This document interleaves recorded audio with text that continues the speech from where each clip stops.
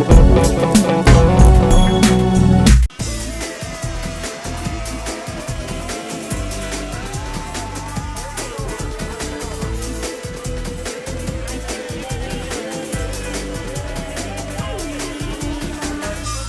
we're back at the Northern Nats, and I'm here with my good buddy, Austin Downer. How you doing, buddy? Good. Now, second place. You were doing second. I heard you finished up in third. How long have you been racing now? I started like 2 years ago. What kind of boat is this? It's a Y6. Yeah? And why did you pick this kind of boat to race? Well, my dad picked it up from one of our club members. He was selling it, and I just asked my dad. He stopped the tractor one day, and I asked him to have my own boat. Now I've driven this since. Yeah, and she runs really good. Now, was it easy to drive when you first started racing? No, but I kept on learning how to do things, and now it feels really easy. Now, what would you tell the kids out there, right, all across the country, how to start out in racing? The way to do it, if you have a parent that knows is an expert at it, and have them do the throttle and you do the steering, and then learn with the throttle, then move up into like the class your boat is in. Yeah, and then it just depends on what type of boat you're running. Are you going to run any different boats in the future? Thinking of maybe sport hydro, but I gotta learn how to drive this really well. I think you're doing pretty good. You ended up in third place today, right? Yeah. And that was out of about 20 drivers, folks, so that's really good, Austin.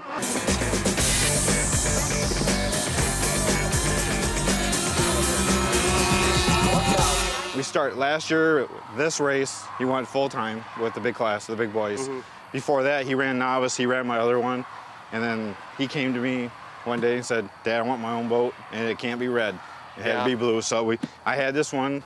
And he put all my spare parts in it, and we tested and tuned out here last year at this race on a Friday, and he raced with the big boys and been going ever since. We started him out where he runs the steering, and I do the throttle. Yeah, like he was saying earlier. Yep. Yeah. And when I felt comfortable where he could handle both, I gave it to him. And away he went. Away he went. And are you giving him any advice when you're on driver's stand too, you being as a spotter too? All the time, because when you get nervous, you want to tend to go way outside and be safe. And so you gotta come tell him, bring it inside, and tell him, pull the throttle, because sometimes you get nervous, you just want to let go of the throttle. So, and he goes. And when he wants to go and he's feeling nervous, he'll pull the trigger and that thing scoots. What's next for him? Is he going to move up to a different class maybe one day as well? He's been asking to run the sport hydro. I think it'd be easier boat. He wants to drive the catamaran. I've got a cat, but those are kind of tricky to drive. But the sport hydro is actually one of the easier boats to run.